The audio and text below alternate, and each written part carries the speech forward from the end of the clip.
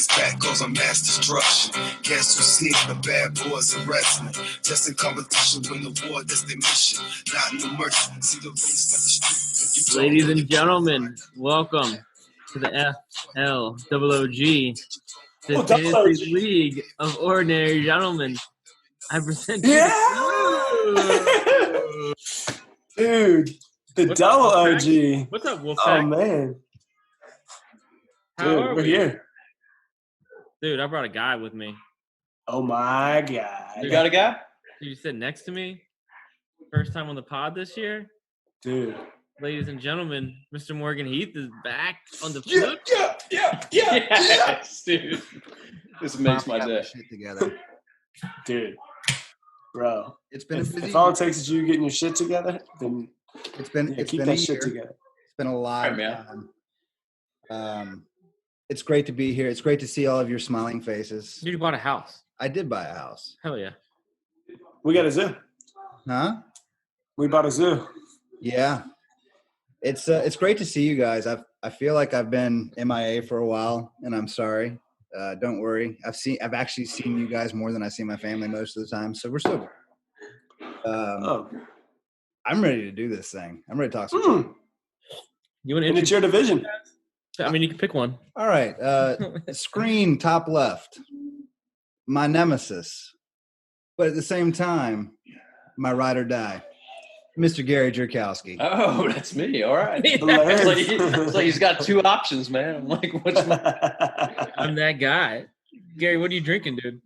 I'm drinking a big Southern Tier, like, multi-pack. So right now I got the juicy India Pale Ale. There's, like, Belgian style, stuff like that. So everything's just is different in there. It's okay. I'm just... I like how a beer to you is a multi-pack. Well, there's it's like a 15 pack, and there's like 5 different beers. There's like 3 of each one. Mm-hmm. Gary goes to a brewery, and they're like, "What do you have?" And he's like, "First of all, get a tray." I'm one of those guys who gets. I'll have 3 flights. Variety. Yeah, I'll have the chalkboard. 3 flights of 18 beers. Oh, Just God. line them up. And I'm gonna. I love it. Alcoholism. So That's great. what I'm doing. And to my bottom left. From God's mouth to your bottom. To the golden meow. Come on, baby. Got the golden meow. Mr. Shane Gardner. The Golden Gato. The Golden Gato. Dude, that's your rap name, Morg. The Golden Gato. I like that. The Oh, golden cat. man. That's a good name, dude. Dude, That is a pretty good one. GG's. Yeah, what's up, boys? Dude, it's What you fucking got, great. Shane, What's your multi-pack look like? Yeah, what's your multi-pack? Oh, he's Dude, I'm drinking just that Welsh special. Yeah, dude, I'm just a little bitch over here drinking one beer, feeling like an asshole. Anyway, I got a Stella. You know? Perfect. I Attaboy. love Stells. Yeah. As my that's Welsh it. buddy says, man, only old people drink Stella. Well, I mean, I'm fitting that right now. Feeling That's- pretty old. Yeah. Where we all? Yeah. Mm. Shane, 2020 has aged me like 10 years. Easily. I don't even know who I am anymore. What country is this? Dude, it's still USA as far as I'm concerned. That's true. Mm. Morg, what are you drinking? Well, courtesy of the guy who invited me over, I'm having a Pocahontas. Oh, all right. Me too. That's a smooth Cheers. killer right there. Cheers, beers. The only way that I could do this because I don't get any internet at the house. Matter of fact, you could probably call me when I'm at the house, and you're just going to go straight to voicemail. Damn. But Josh was kind enough to invite me over in the midst of a pandemic. He trusts me enough to do the right things in my life to sit next to me. That's very kind and trusting of him. He's going to get it, but if he's going to get it from anybody, he might as well get it from me. Yeah. True that. I'm good with that. I'm good. I mean, you guys are both far enough away from the mic. You'd be all right. 6 inches. I'm going to Rudy go. Yeah, that's it. Oh, thank Well, yeah. All right. So tonight we are actually we finished with the AFC. Hey, by the way, hey, 6 inches right here. No, yeah. That's 6 inches. Switching to the NFC, and we're gonna start with the East. I guess there's been some stuff that's happened last week. I mean, I guess there has been. Yeah, mostly negative, but Kind of wish you would have just taken Geis for that second rounder now, I guess. Dude, wait, real quick. Nobody take that Geis 80-1 odds bet. oh yeah. Nobody take that bet. You didn't do that, did you? Nope. Oh, good. Well, all right. On to the Redskins. I mean, wait, you can't even do that shit. That's hate speech. Onto the Washington football team. And I practiced it all day in my head. Dude, so last night I found out that the anagram for Washington now is WTF. Because it's WFT. Washington Football Team. Well, you do the middle, you do the last name. WFT. No, when you do an anagram, don't you do the last name in the middle? Yeah, like the girls do. Yeah. Like Texas A&M. No. You do. So if it was Laura Hicks. She said it's called a monogram. All right. Thanks, Laura. Yeah, wife interference. Why don't you get in your pod? Not the old You Jack. just said it like I'm such an asshole. Like it's called a monogram, dummy. Are you going to slide up in her DMs and threaten her? I don't know. That doesn't sound right. Oh yeah. That's right. I always give. You always get what you want, Shane? Oh my god. All right. Let's go ahead. Let's talk about adds and losses for the Washington team. I guess we'll start with the coach, new coach, Ron Rivera, coming from Carolina. In the draft, with the number 2 pick, they drafted Chase Young, albeit not much of a fantasy, but I mean, I think that's worthy of note. A good pick. They added Peyton Barber, J.D. Messick in free agency, and then in the draft, they took Antonio Gibson and Antonio Gandy Golden. They also just recently added Dontrell Inman in free agency. Losses, of course, we just hit on that. Geis, Chris Thompson, and Paul Richardson. All fantasy. There's some other defensive guys, but and Kelvin Harmon lost to a tornado. For the season. Yeah, so he's which actually we'll come back around to Antonio Gandy Gandy Golden. Yeah. So yeah. These names these days. Gary, help me out here. So you don't want me helping you out. So with Geis gone, AP I think is probably the starter. Are you guys into drafting him? Yeah. Trading for him in Dynasty, anything? I don't know if I would trade for him in Dynasty, but I would definitely draft him on the basis of his price point. Although I'm sure his ADP will rise, his price point, given the volume he will probably receive, is worth taking. In Dynasty, go ahead, my bad. Oh, that said, taking a shot at a Washington running back may not be the best route to go, but somebody's got to draft that guy, and if you can get him for the right price, then I don't see any problem with taking. In my opinion, I would take Peterson, and then I would probably go Gibson, and then Bryce Love. In that order too. You just said for the right price. The right price for me is a 4th. I would definitely be willing to give a 2021 4th for Adrian Peterson, especially if I was going to rely on a rookie next year. Yeah. If I was a guy who got DeAndre Swift, JD, what's the Ravens guys? Dobbins, J.K. Dobbins. Any of those good rookies, I would love to have AP as like a 3rd running back option.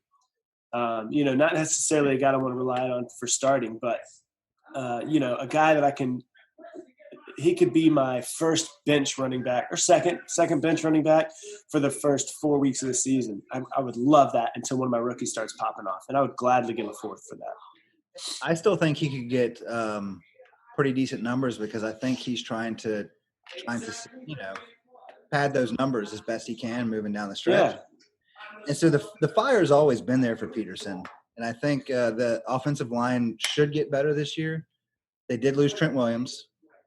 But did they really lose Trent Williams, if you know what I mean? Because he didn't play at all last year, so you're playing without him. So I think that they should solidify some things. And I'm with you, Shane. A 4th rounder is nothing to give for somebody like Peterson. If you can get him for that, it would help you tremendously, probably, especially in fill-in weeks and with the beginning half of the season. Yep. Yeah, and I don't know if do you feel like you can rely on him up to week 8? You think he's going to have a decent workload up until week 8, or what week is that? Would you be willing to bet on him having a significant role until? I give him 6 weeks. Okay, And, so their bye is week 8, so you don't think he'll quite make it as the? I mean, he might make it that far, but I guess what worries me about Washington is them getting behind in games and abandoning the run. Yeah. Yeah, that's a good point. Yeah. Also, too, with Adrian Peterson, like last year, he had only 5 games over 60% of the touches, right. or at 60%. So, I mean, I think that was a great question, Shane. Is like around week 8, do you see him being the starter or getting a lot of the touches? I mean, this backfield is a question mark in general. But I think since Peyton Barber also has like a 2-year contract with the team, you could probably see a little bit of him too. It's probably going to be a little while till we see Bryce Love, Antonio Gibson, J.D. McKissic can probably be like that, pass catcher in the back. He was a decent pass catcher for the Lions last year. He's not awful. J.D. McKissic is not awful. He's pretty quick.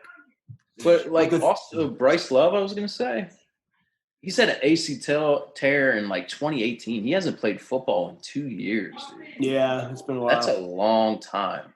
Yeah. I mean, especially with no preseason at all, too. Yeah. Are they going to give him small like touches here and there? I mean, I don't see him having a legitimate role, but I feel like unless he literally sparks on the touches that he gets, I don't think like how Dice did at his time that he had. Yep. I can't find any news on him because he's on my dynasty squad, and I can't find any news on him. And I feel like if you had him, you're not banking on anything from him. I think that would be crazy to count on him. Right. But we can't forget Gibson. Between McKissic and Gibson, I think those are going to be the pass catching guys. AP and Peyton Barber are going to be your grinded in between the tackles, just pound the ball guys. Bangers. And yeah, and their defense, it seems like it's going to be good enough to where, maybe they will get way behind in games because their offense can't do anything, but I think their defense is going to be pretty good, man. I mean, at least their D-line. I mean, definitely. I mean, with Chase Young. Yeah. Without Chase Young, I mean, it was a pretty good defensive line. I mean, there's some names there. Oh, yeah. Yeah, I mean, a couple of years ago, they took Jonathan Allen first round. Yeah. And they've got him on one end. They got Daron Payne on the other. They still have Ryan Kerrigan, who's an excellent player. And Montez Sweat, he was the first-round pick last year. Montez Sweat, rotating with them, that'd be awesome. Yeah. I mean, I think Chase Young is going to be a monster. I think he's probably that guy that you couldn't mess up on that pick, more than likely. Mm-hmm. He really does translate. Oh, if he stays healthy, he's going to be crazy. But I think one of the fascinating things to me about Washington's offense, or probably the part that I like the most, is Terry McLaurin. Especially with the change in offensive philosophy and bringing in Scott Turner, the son of Norv Turner, from Carolina. He's obviously worked with Riverboat Ron, and he loves a vertical passing game. That's the Turner way. And I think that between Steven Sims and I actually like Steven Sims as a kind of a cheap flex play. I think you can get him in redrafts at an excellent price. And in Dynasty, I picked him up in a 10-team league recently. He was just sitting out there. Yeah. Granted, he's going to be on my bench because he's not as good as my starters, but he might help you through the weeks. And I'd be interested to see how this team evolves moving forward. I think Steven Sims has a better shot at garnering targets than Gandy Golden does. Yeah. I mean, so you look at Chris Thompson, Harmon, Richardson, Vernon Davis, all gone or injured. That's 163 targets. I mean, that's a lot. Yeah. And the other, I guess, when you think about that, you look at they still have Trey Quinn, which I think he'll get cut before the start of the season. Oh shit! Okay. Because I think Gandy Golden will actually slide. Well, actually, not Gandy Golden. I think Antonio Gibson can slide into that slot position a lot since he played a lot of that in college. So I wouldn't hang my hat on Washington, but they have a lot of potential to surprise people. And with how their players are priced with that sort of uncertainty, I like that. Yeah. I like building a team on the backside that way. And with no with not a lot of competition there, I mean, if one thing that I heard the other day that I really like, and I it makes a lot of sense to me, is that there's not going to be a whole lot of pressure on Ron Rivera year one to be a competing team. I mean, he's already shown, just getting rid of Geist the second it happened, he's trying to change the culture of the team. Yeah, so I think, yeah, go ahead. They're also practicing right now with jerseys that don't have their names. They just say team. Yeah. Okay. Which I think is a pretty cool thing. That's something that Washington has missed for a long time. That sort of cohesiveness as a team. Yeah. So I mean, one of the things it screams out to me is that Terry McLaurin, I mean, especially with Haskins potentially throwing more, but you would think starting the whole season, I mean, there's not a whole lot of other guys. Yeah, Gandy Golden might be something. Steven Sims surprised, I would say, last year. But McLaurin, I mean, it's wide open for McLaurin to get, I don't know, 130 or something targets. I mean, I can see that as a possibility. And I mean, he missed two. He didn't only played 14 games last year and had 93 targets. So he averaged 10 plus fantasy points in half of those games too. Yeah, so, I mean, I think it's going to skyrocket this year. He could be a monster. Yeah. I think 130 is I mean, I think that's not a stretch by any means. Yeah, I agree. The tight end room is not exactly stellar either. That's what I was going to ask you guys. Do you guys have any late interest in a last round pick and anything on Logan Thomas or Moss? So I read a little bit on this. Logan Thomas he was a QB in college. So I mean, then he transitioned to tight end when he went to Arizona. Then he went to Miami, then Buffalo, then Detroit. But I mean, when Ron Rivera brought him in, he said he had glimpses of who was it? Greg Olsen. Yeah. Is a little iffy there. I mean, he's 6'6", 250. He's 28 or 29 years old right now. But, I mean, it's in a redraft league, I will take a flyer on him because maybe Dwayne Haskins is going to have to compensate or, rely on somebody in the middle of the field, which could be possible. So, I mean, it's possible. But, I mean, who did we see? Vernon Davis make some good plays last year. Yeah. Yeah, so I mean that's possible. But I wanted to go back to when Morgan was talking about Steven Sims, dude. That guy had 9 targets averaged in the past 4 games last season. So I mean, I think Steven Sims is going to be the number 2 for sure, and it's probably going to be a battle between Antonio Gandy Golden and Trey Quinn for sure to see who's going to be in that number 3 position. But I mean, I wouldn't be surprised if you go back to Antonio Gibson. Seeing that he wasn't much of a running back in college, he was in the wide receivers position. So that's another idea too. I felt like he had a lot of Deebo Samuel type of opportunities with the carries he did, jet sweeps, things like that. But get him in space, and he's an explosive player. So there's that aspect of it. Mm-hmm. So what's the earliest? Say a 12-team redraft. What's the earliest you guys would take McLaurin? 12 team? Yeah. Probably 5th. I'd go 5th with him. I would think on him. I'd probably take him. I'd probably late 5th with him. I'd probably take him 4th. Yeah. Actually, because I like him better than some guys. I mean, would you be happy with him as your wide receiver 1? Yes, depending on my roster construction. Because I feel like now there's so many wide receivers in the league, and there's so much depth fantasy-wise at wide receiver that I feel like you could really focus on nailing down your running backs and then come in behind that with somebody like McLaurin and get him and still get a wide receiver 1 type of floor out of him. And I know you really want to go for ceiling more than floor, but it depends on how you're trying to build your roster. I wouldn't be happy with him as my wide receiver 1. Sorry, Greg. Go ahead. No, you're good. Oh, okay. I was just going to say, maybe wide receiver 2, maybe 3. But, dude, if it was Kyle Allen instead of Dwayne Haskins, I would make him my wide receiver 1. Did you see his Wait, why? Dude, he threw well over 3,000 yards last year. And that kid there was glimpses last year when he was well over 20 fantasy points a game last year. You don't see that from Dwayne Haskins. Dwayne Haskins only threw over 200 yards twice last year. Dude, I mean, he only started a couple games. Wait. Alex Smith has taken over. There's a possibility with him too. I mean, I would definitely want Haskins over Kyle Allen. Maybe I feel like last year you got to just pretty much throw out, honestly, for both of them probably. But I would much rather have Dwayne Haskins, a guy who I think is more talented. He's going to take deep shots. I don't even know how many games did Dwayne Haskins even start last year? Like 4? 7. Well, he did start 7. I think down the stretch, Haskins played a lot better. Yeah. And I also try to keep in mind like the variables that were messing that team up last year, which was everything. He gives a shit. I remember seeing like the sideline videos. He's like, "What can I do? What do we got to do, guys?" And like, I feel, if Alex plays, I think it'd be cool. Maybe not for this team. Yeah. But like, I think you need to be all in on Haskins just as a team. Yep. Yeah. Well, if they passed up on Tua, you got it.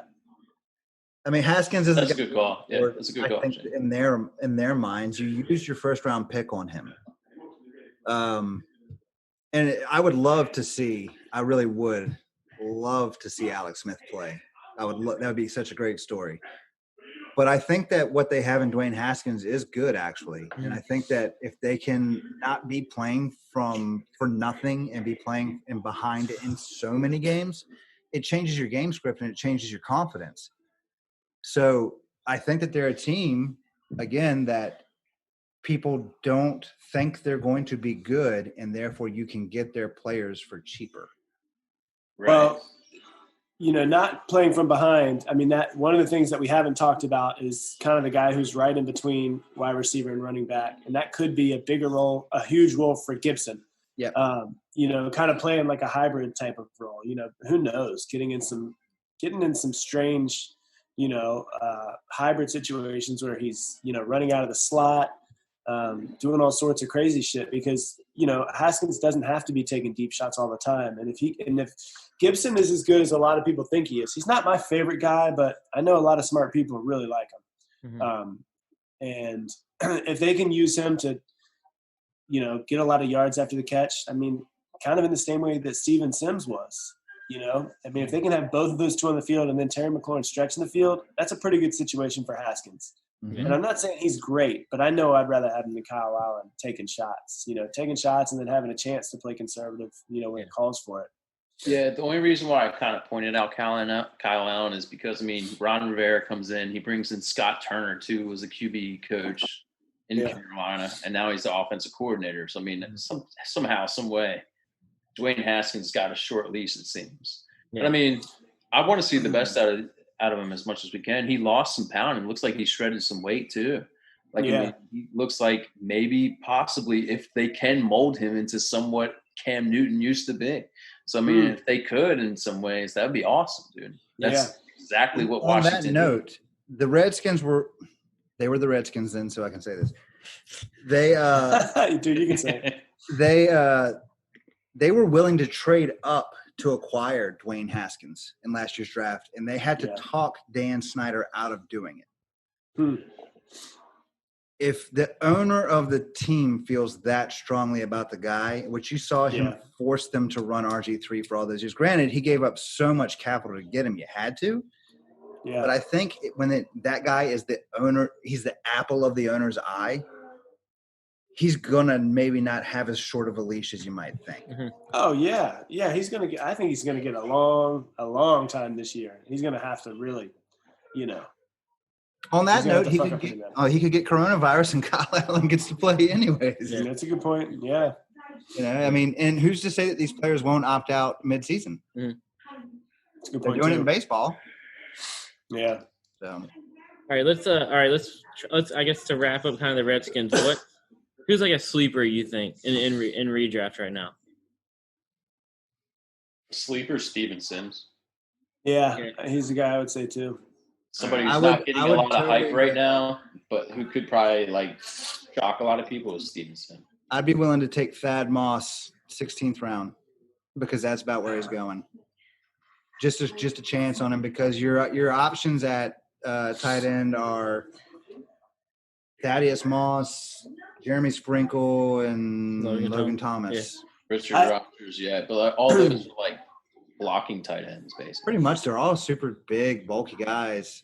It kind of reminds me of like Houston's tight end room. It's like they got a ton. Yeah, Fells, Akins, or whoever. Yeah, I'm with you guys with Sims as a sleeper. Yeah. Who's like your, I guess like must have? McLaurin. Yeah, I'm with you. Lauren, yeah. What about real quick about the tight ends? I respect your opinion, but I disagree. I wouldn't want any other tight ends on my redraft team.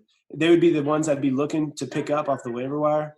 Mm-hmm. But if I'm drafting a late round tight end, it wouldn't be any of those guys. And Logan Thomas is my favorite of them because on Detroit I did say with my 16th pick. Yeah, I still wouldn't do it. No, that's why you would lose, sir. and then who would be? I guess besides the tight ends is a consensus here, but who would be your fade? Who to fade on? Yeah. There's a lot of hype for Gibson, so I'm not taking him. It seems like people, especially with guys out, people are starting to get pretty hot on Gibson. So I wouldn't do that. Yeah, I think because he's going to be moving up way too far in draft boards. I agree. I would not even go that far. I could get down on that. Yeah. I think AP is mine. I don't know. I think he is a good sleeper. Yeah. Wait, he's your fade? You said? Yeah. Oh well, I disagree. I'm disagreeing with both of you guys. Sorry. I think AP. That's how I started the whole thing off. I think he'd be my sleeper. I like what Gary said with Sims, but I think AP is going to be locked in at least at the beginning of the season. But you need those wins to start.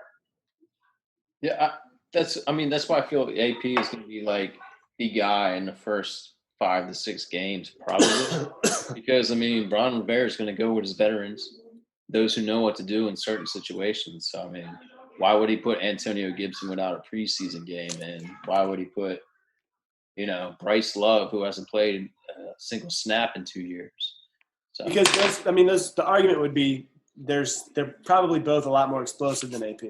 But yeah, with the shortened preseason, shortened off season, you would think they'd want somebody who can protect Haskins and who just knows what they're doing. Right. But there could be, we've all seen Adrian Peterson too on the sidelines too. He's vocal, and I think Ron Rivera is going to be all about that. He's going to make sure he puts those who knows what they're going to do on the field. He's going to put them in the right position. Yeah, I kind of like that. All right, boys. Let's switch gears. Let's go to the Cowboys. Another team with a new coach this year, getting Mike McCarthy. I guess mostly widely known as being the Packers coach. He took a year off in 2019. Now he's back. AKA he got fired. Yeah, and then went fishing for a year. Well, I would do the same. Yeah, I can't blame the man, right? So additions, I think obviously the biggest one was CeeDee Lamb, first round of the draft. I think this is a guy that fell to them in my opinion. Mm-hmm. And then Andy Dalton, back up for Dak if something goes crazy. Losses, I got Tavon Austin, if you consider that a loss. You got Cobb and Witten. So Witten, long time. He played his whole year. He's, for whatever reason, he thought that going to the Raiders would be good. I guess he wanted to hang out with his old Monday Night Football buddy Gruden some more. So here we are. I guess the biggest focal point fantasy-wise is Zeke.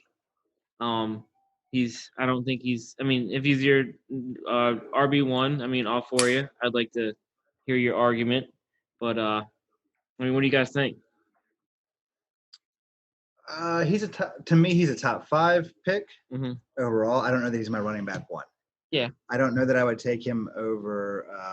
I'm not taking over McCaffrey. Exactly, or even Saquon. Yeah, I might take him over Saquon. I think they would be in more favorable game scripts than the Giants will be. Yeah, I like that.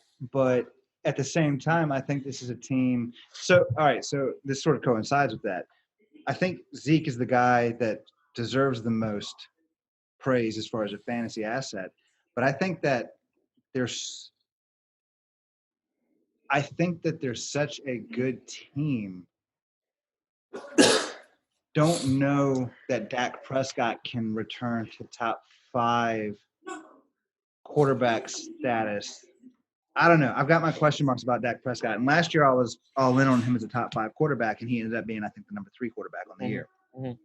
But I think that they're a good enough team that they're going to run the living shit out of the ball. And I think people don't think that Mike McCarthy will do that. And I think they will, because you got to feed him. Yeah. You got to feed him. They're also a team who's added a lot to their defense just in the last couple of days. I think it's almost impossible for Dak to be top 5 and Zeke to be top 5. Exactly. Well, let me throw this at you guys. In Scott Fishbowl, both of them in a lot of leagues went in the first round. Yep. Albeit super flex. So I mean, we're shifting gears a little bit, but I mean, Dak was the QB3. Correct. In Scott Fishbowl in super flex scoring.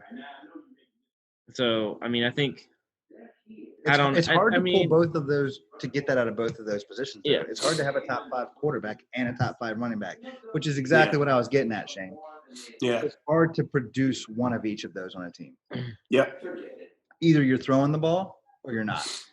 Yeah, and I think they led the league in passing offense last year, which is, I think, in my opinion, I don't think Dak is the 3rd best quarterback in the league.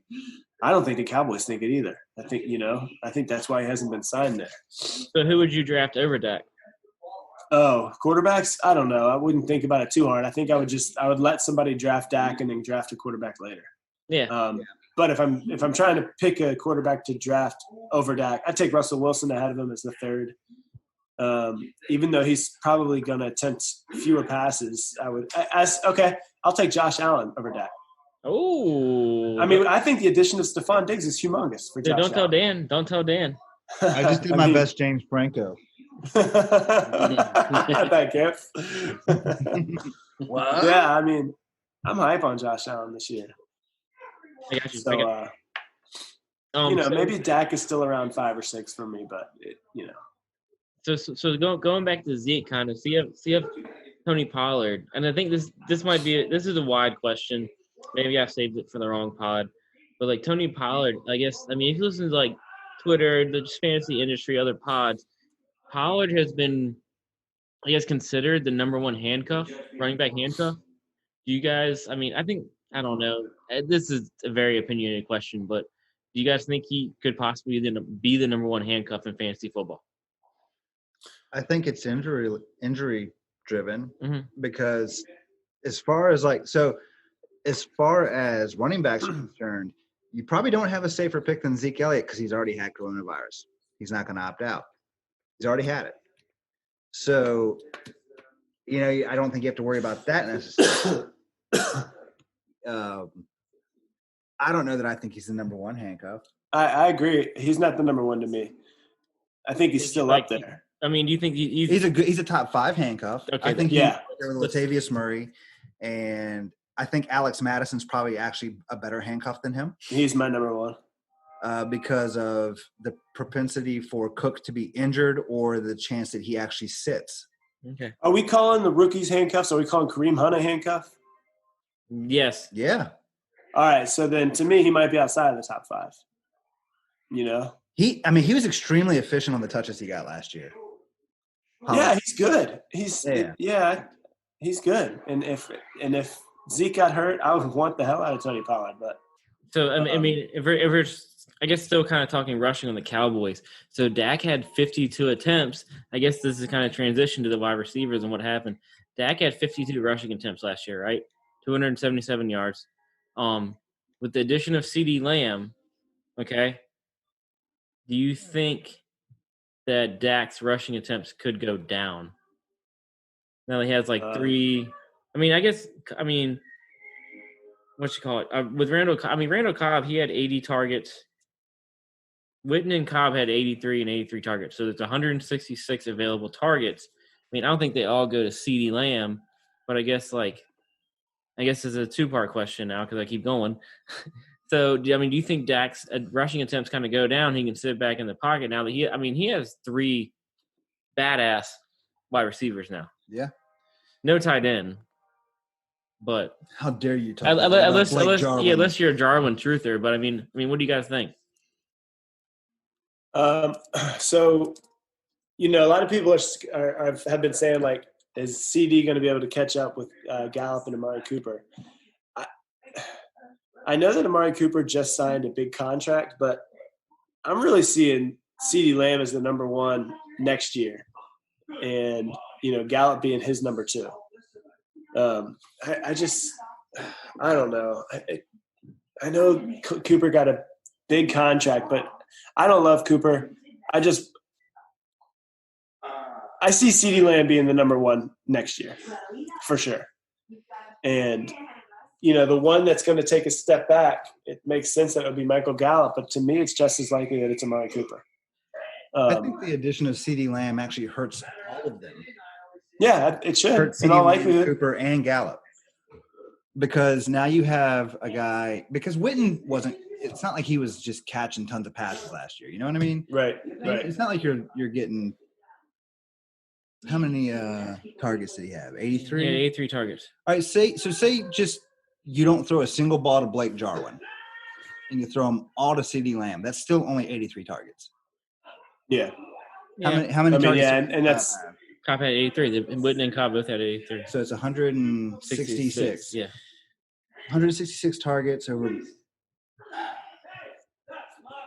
I don't know, man. It's hard 80 to each.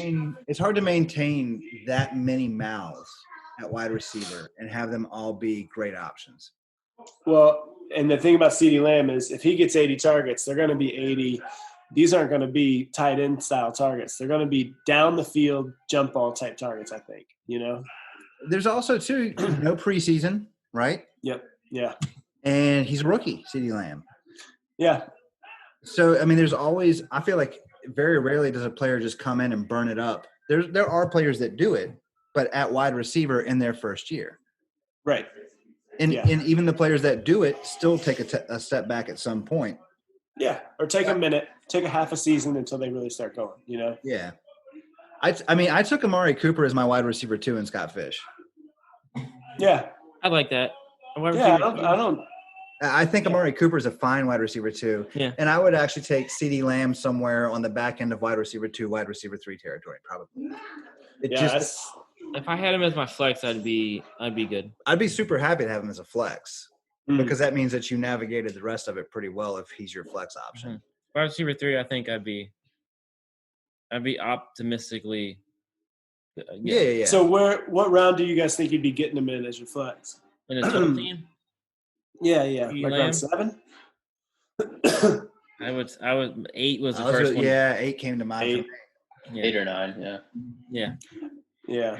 I don't know that I would love starting him as a flex, but, you know, I mean, in a perfect world, right? What are you going to do? I just kind of wonder, like, since Dak only threw 596 times, is that going to be the same coming this year too? Like, I feel like he had 119 targets last year. Yeah. I think that's going to come down to like 105 maybe. I mean, I could see Michael Gallup getting a few more because both of those guys were both head and head in targets in a way. Yep. 119 to 113. Yeah, so I see CeeDee Lamb. I mean, since Blake Jarwin is pretty much the only tight end that they're going to be focusing on, I don't see him with 100 targets. I don't see him getting the majority of like him and Jason Witten combined together. So that's more for CeeDee Lamb or the other two receivers. Yeah. You know, or I mean, maybe some for Zeke or maybe Tony Pollard too, no matter what way they go.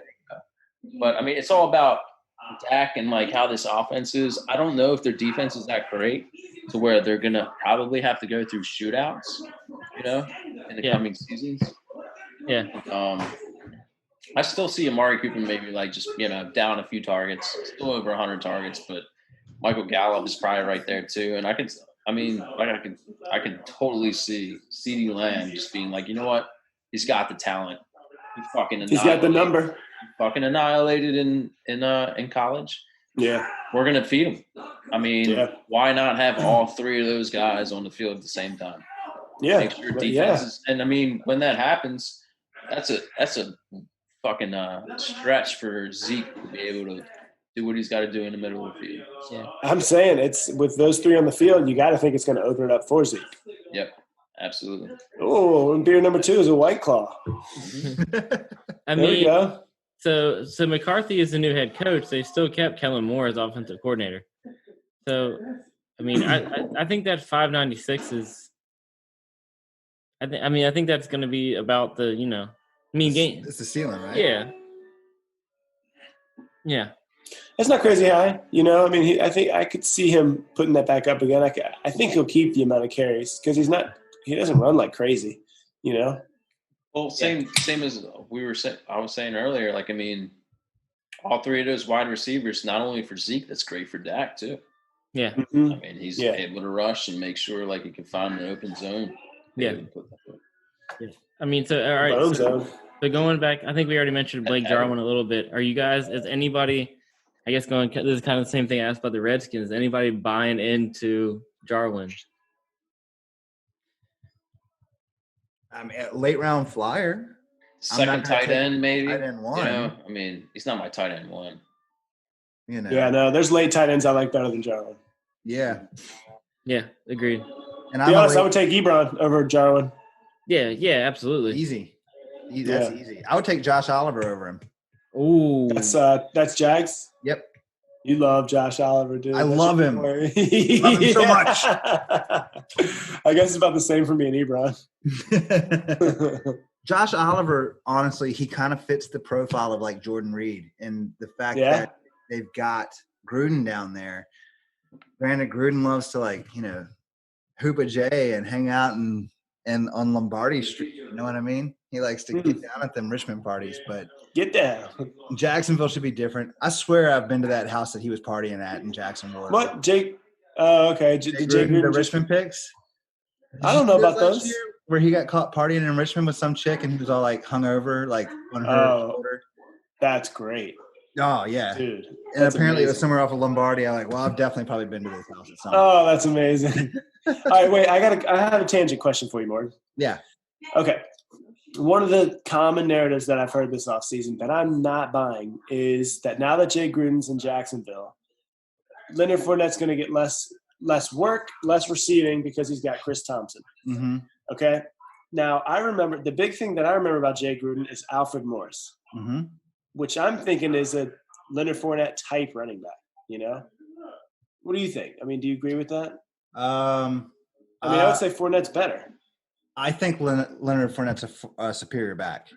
Yeah. So what do you think about this narrative of Jay Gruden? The team hates Fournette. Jay Gruden's not going to work him. He's not going to be nearly as good this year. So Chris Thompson really had his heyday because the Redskins didn't have anybody else to try it out there. They didn't have a banger, right? Yeah. And they didn't have anybody who could – I think Chris Thompson won the starting gig over Matt Jones. Okay. Running back out of Florida. Runs like a fucking flagpole, straight up and down. No pad level whatsoever, bro. Oh.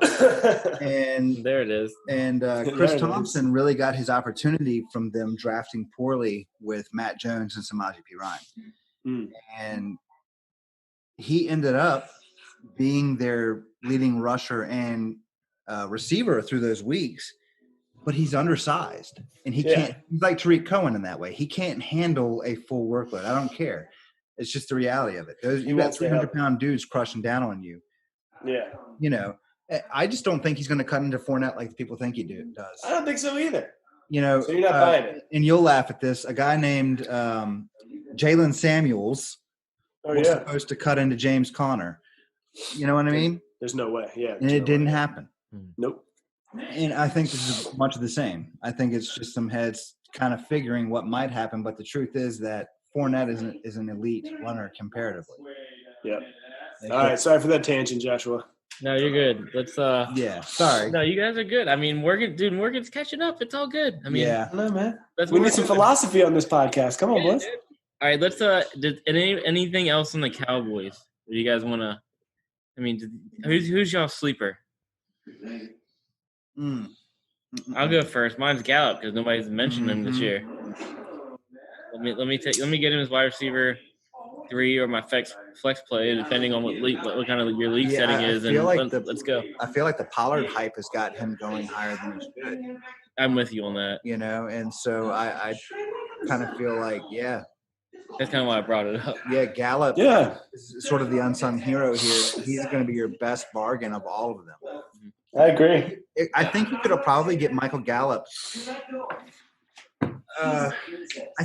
Michael Gallup's produced more, but Michael Gallup reminds me of like Anthony Miller. There's this potential there. And if he does get those targets, it's going to be able to produce it. Yeah. So it's Gallup for me. Yeah, agreed.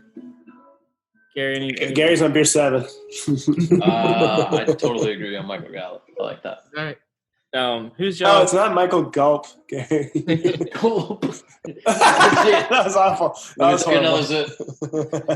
Oh man. Dad jokes. The White Claw almost made a return on that one. You must have Zeke. I mean, is it? It's Zeke, but I mean, you've got to be able to draft him. So that means you've got to be drafting in the front half of drafts, which either means you're in a startup draft or you sucked the year before. Gary? Yeah, redraft, I'm going with Zeke. If I got like the 6th pick, maybe even the 4. I'm going Zeke. Yeah, I'd probably go Zeke number 3. There's times where I flip flop him and Saquon Barkley. Who would you take in half PPR or PPR? Zeke or Dalvin Cook? Zeke. Yeah, Zeke for everybody. I said Cook. Yeah, because Cook, the reason why I say Zeke is because like Cook, he doesn't really have. I mean, Minnesota doesn't really have any wide receivers to stretch the field. Like they can stack the box. Any defensive can stack the box because I mean, who do you have? Adam Thielen, and then Justin Jefferson. Boy, come on now. I mean, but like that's not Stephon Diggs. It's not Stephon Diggs. It's a totally different game. And then you got Zeke, who's got these 3 wide receivers. Yeah. Give me that all day, dude. I think in PPR, in full PPR for sure, I'd go Dalvin Cook over Zeke. Mm-hmm. Okay. Who's y'all's fade? Yeah, I'm Zeke. For what, the Cowboys? Yeah. I'm fading CeeDee Lamb for his price point. I'm fading Amari. I think I'm with Shane. I'm warming up on CeeDee Lamb. It's hard for me to draft any Cowboys. Every time I do it, I'm like, I'm fucking up. Yeah, I'll probably play Blake Jarwin. Okay. Fade him out just out of every league. There's a guy in every league who likes. There's a guy that I won't be drafting him at all. Yeah. Oh no, man! Every league has a guy who likes him. If I got Amari as my second wide receiver, I'd be fucking happy with that. I'd be okay with it. Yeah, but I think I don't know. I mean, I think he's going fringe wide receiver 1-2. I think he's like on the fringe. What? He's more like if it's a 12-team league, I think it's like mid to late 3rd, early 4th for Amari. Probably. Yeah, Amari ain't the wide receiver 12, is he? Oh Lord, that's a real girl thing. Oh yeah, honey, I'm good. Honey, I'm good. All right, let's go to the team that Jason Garrett is now a coach on. He's offensive coordinator. Clap, clap, clap. Of the Giants, guys. So we got the Giants added in the first round, pick number 4. They took Andrew Thomas, offensive tackle, to help with the O-line, which, I mean, I really like from a fantasy standpoint. They added Deion Lewis, which probably won't matter, and then to not matter more, Colt McCoy, quarterback. Not matter more. And then, of course, Eli's gone, and then Cody Latimer are my 2. I mean, who has opted out, I think, didn't he? Wait, I think Cody Latimer left. I think he's gone. I'll give it a quick good. One thing too, Matt Pert from UConn. It looks like he's starting at left tackle. The rookie too. So they got 2 rookies starting at left tackle and right tackle. It looks like. Huh. Latimer's on the Skins now, but I'm pretty sure he opted out or got COVID. Or both. Yeah. So, I mean, who do y'all – I mean, obviously Saquon Barkley is a top 5 pick, right? Top three. Yes. Yeah, Right, he's I mean, number 2 for me. Who would you look at as your top wide receiver off of that team? Who do you think is? I mean, so you have Sterling Shepard, Golden Tate, Darius Slayton. Those are your main guys right now. Who would For you me, look it's at as your guy? For me, it's Slayton. Yeah. Look I at like this him. target. Look at this target split, guys. 84, 85, 83. Did Golden Tate get 83 last year? He got 85. He got more than Sterling Shepard. Ay, Dios mío. But look at these games played. actually, They're all beat all the shit. If you look at Golden Yeah. Tate's numbers last year, he was pretty damn efficient. He was Dude, I'll pretty jump good. straight to it. He's my sleeper on this team. for So sure. I looked at this Definitely my earlier. sleeper, Shane. Yeah, I looked at this earlier. Like, I mean, my toss-up was because Darius Slayton's that guy who's the burner. He's going to get the big plays, Yes, which is he's that great. dude. He's almost like a Deshaun Jackson kind of deal. But like, I had a toss-up between Sterling Shepard and Golden Tate because, like Josh said, the games played. Like, I mean, Golden Tate missed 5 games. Sterling Shepard 6 games. But And Tate, if Sterling Shepard with his targets, he probably could have been way over 120 targets last season if he played all 16 games. Like, Tate I mean, served a suspension earlier in the season, right? yeah, Yeah, he got yeah. popped for in vitro drugs. Deer antler spray. Like, I Well, think still my guy is probably Sterling Shepard, dude. To tell you the truth. Okay, how about this? What if everybody's healthy? What if Evan Ingram is the wide receiver 1? Oh, boy. No. He's got to But- be healthy. He's got to be healthy. That's a Dude, stretch. That's a stretch. But Evan Yeah. Ingram could totally be a Jordan Reed. Like, all right, not because he's not healthy. I mean, obviously for that reason, too. That was going to be my reason for him because he's not healthy. But say Evan Ingram gets 16 games and he's healthy, like 2015. Let's just say equate him to 2015 Jordan Reed. He's the wide receiver 1. Who has the most? If all of them play 16 games, who has the most fantasy points? The 3 receivers or Evan Ingram? Sterling Wait, Shepard. Wait, all 3 receivers? All 3 receivers and Evan Ingram all play 16 games, all stay healthy. It's Evan Ingram easily. Sterling Shepard.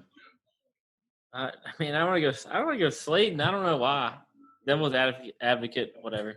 I think Slayton will probably have the most touchdowns, but Evan Ingram, I see Yes. having the most fantasy points really easily. I think Shepard's going to be the possession guy for sure. I think I was always a Sterling truther, and then I finally traded him away this year. Look at the percentage of like him catching his targets too as well. So I mean that's something to look into as well. Like Evan Ingram, like the thing is like he had a knee injury last year. Then he ended up having a Liz Frank injury on his foot, dude. That's big time.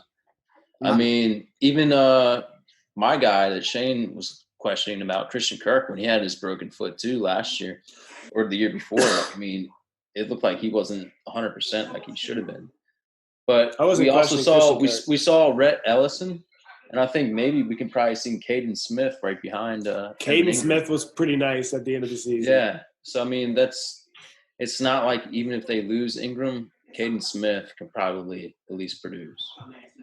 As a good fantasy friend of mine, Mr. Shane Gardner said when Golden Tate was on the Lions, you can't go wrong with Golden Tate. And I like where Golden Tate is ADP wise. I think if he plays 16 games, Golden Tate's the guy. That's just me. I think Golden Tate's the guy.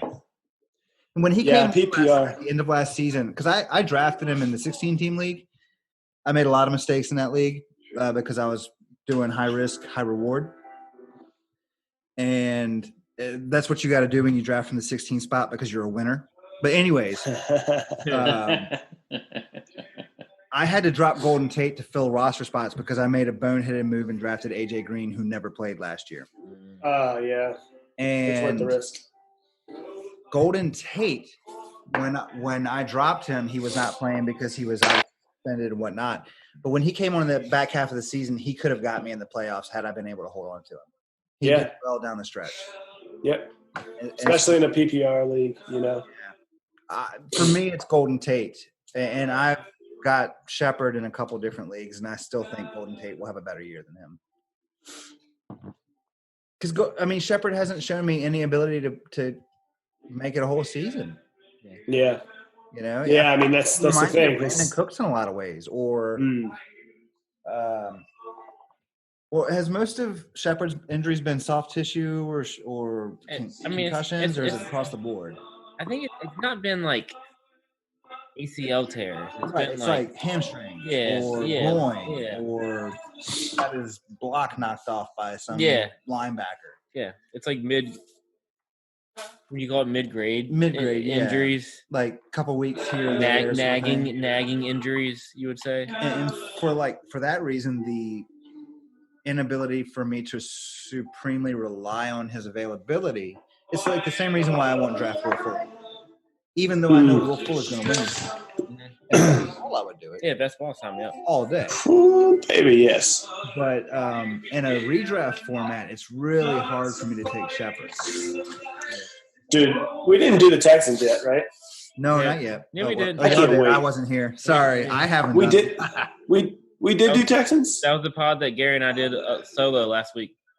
I gotta listen because I'm thinking a lot about the Texans. Shane, you can listen on iTunes, Spotify, and Podbean. It's true. Oh my God! Look at dude, that's a professional, ladies and gentlemen. Hey, wait, the formats are insane. Wait, hey, let's go back to this because this is actually kind of shocking to me. Going back to Saquon. So he missed 3 games last year. He only had 217 attempts. I mean, and you let's talk about workhorse running backs. You have Derrick Henry and Zeke. They barely broke 300, and we're talking about 217.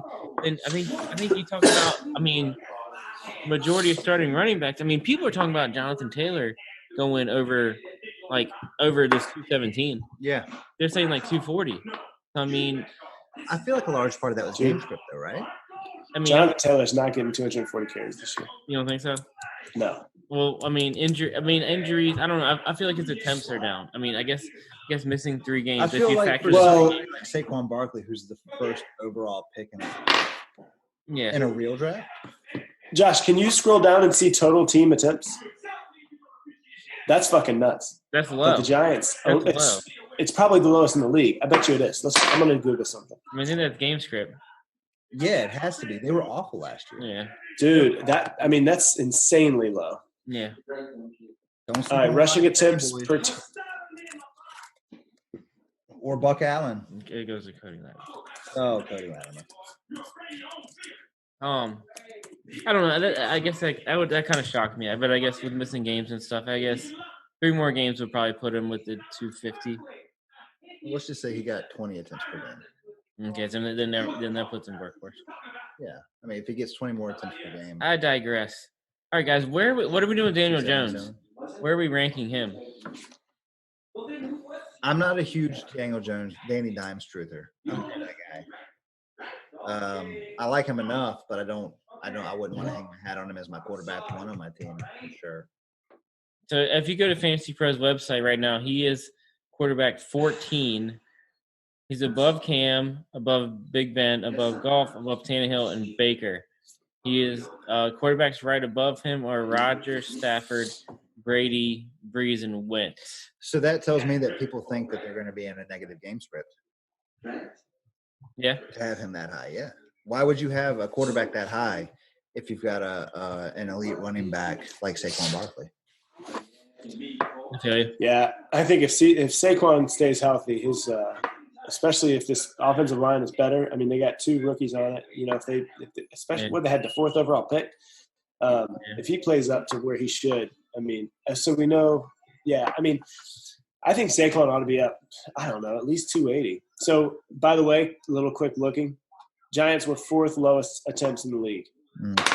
Only lower than them was Miami, Washington, Atlanta. I knew Washington was in there. Yeah.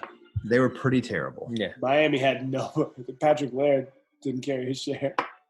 No, I mean Tannehill, rushing leader on Miami last year.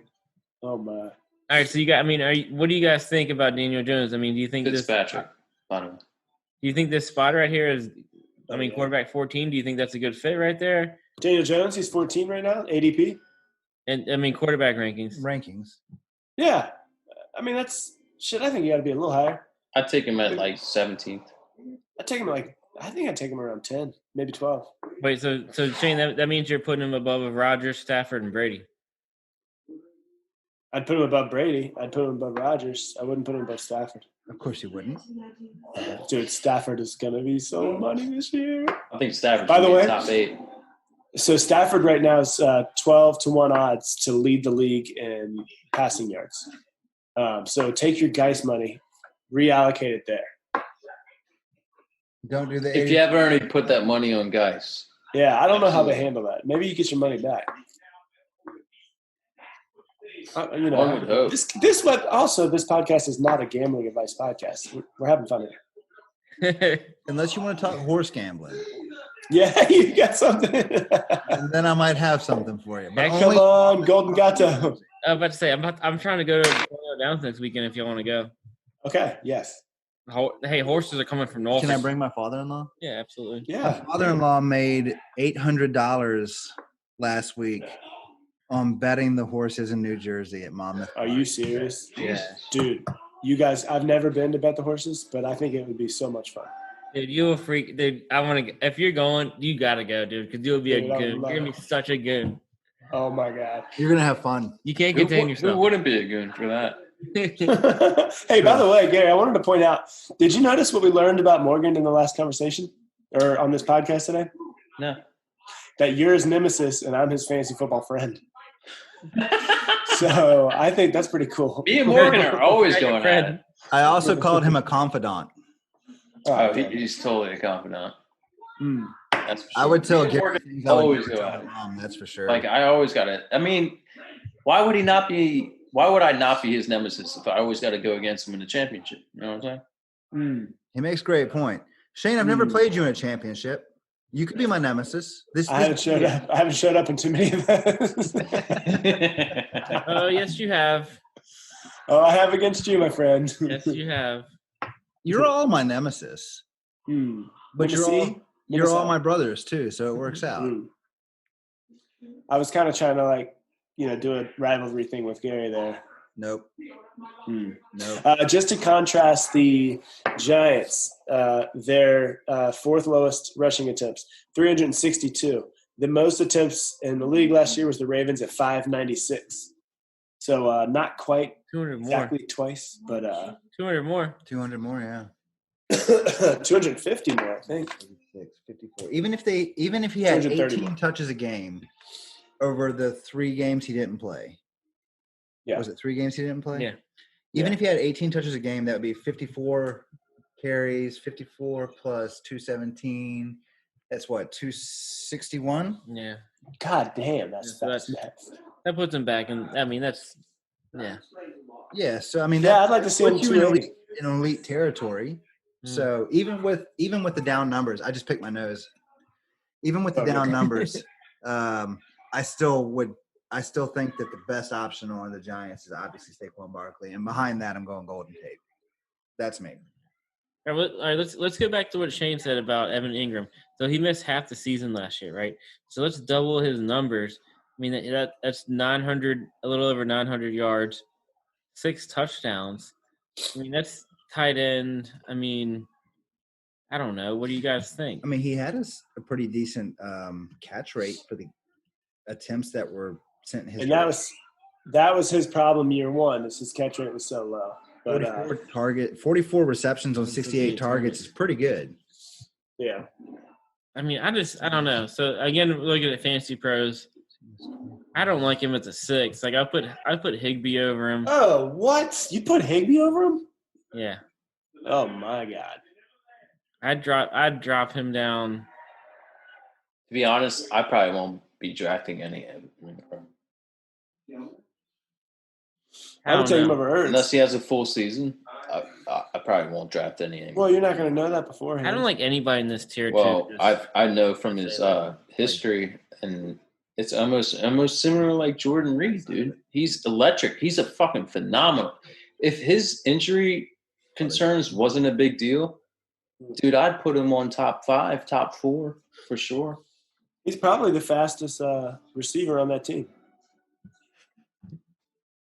Don't forget he ran a 4.42. Remember we talked about it on the podcast. It was faster than Sammy Watkins. Yeah, but I mean, you can't run it if you're sitting down. That's slamming. Ooh, that's a good point. What? Hey, All right, boys. All right, let's wrap up the Giants. Who is our? To be honest, dude, I was so like when Shane had Evan Ingram in the beginning, I was like, damn, this guy's gonna be fucking great. you're talking about me? Yeah, but his just injuries are just fucking it up. Hey, can we go on another You tangent? talking to me? Are you talking to him? You talking to him? Talking to me? Can we go on another tangent real quick? Yeah, I mean that's what we're here for. You guys ever do body weight squats? What? Yeah, We were talking about running while sitting down. And it made I me do think 12-ounce curls. you said I'm an electrician. running while sitting down. Yeah, Or you just said you sitting can't down? run while you're sitting down. And I was trying to come up with something clever to be like, oh, unless you do Oh, this. you mean because Yeah. of abs? So earlier I was doing body weight squats. They're supposed to be super easy. Mhm. So I did 50. It was very hard for me to do. Very hard. And my legs felt like they were going to die. Dude, that actually sounds pretty good for you, though. Dude, hit it up real quick, Aaron. No, I mean, no. Right now, we'll pause. Wait, I mean, hey, you just do it while you're talking about eggs. can I tell a story from this weekend? Come on, bro. Bring it on, man. All right, so I haven't seen Shane's dad in a decade easy. Bro, join the club. I still have never seen Shane's dad. Oh, disappointing childhood. And this man, you dig a hole. No, I'm just kidding. The first thing he says is like, You turned out so good. the first thing he says, "Hey, Dad, you ever seen feet like this before?"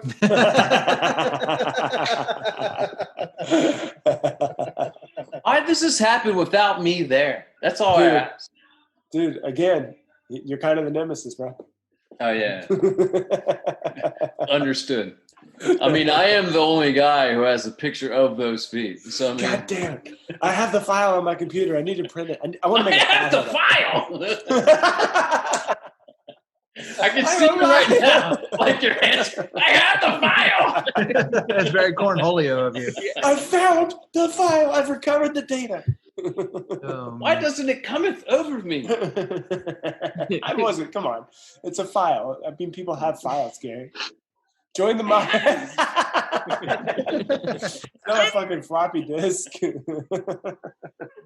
Uh-huh. Oh, damn. Oh, All right, back to reality. All right, reality fantasy. hey, you know, none of our kids will know what a floppy disk is.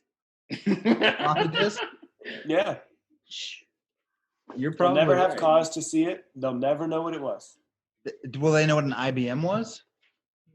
I don't know. I don't know what that Your was, bow- but I your know little bow The movement. IBM is the one that printed in lines. You know, The IBM was a black screen with green font.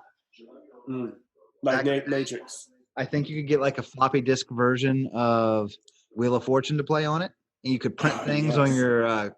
It wasn't a color jet printer; it was just black and white and black. And it had the perforations on the side. Correct. It would You could fold. get banners like "Happy Fold. Birthday" because you couldn't do that yourself. Yeah. Well, that looks Yeah. professional. You had a computer do it. Yeah, man, look at you, fancy man. Right. Can I ask a random question? I think you should. Sorry, I don't mean to detract, but it's been on my mind since I've moved.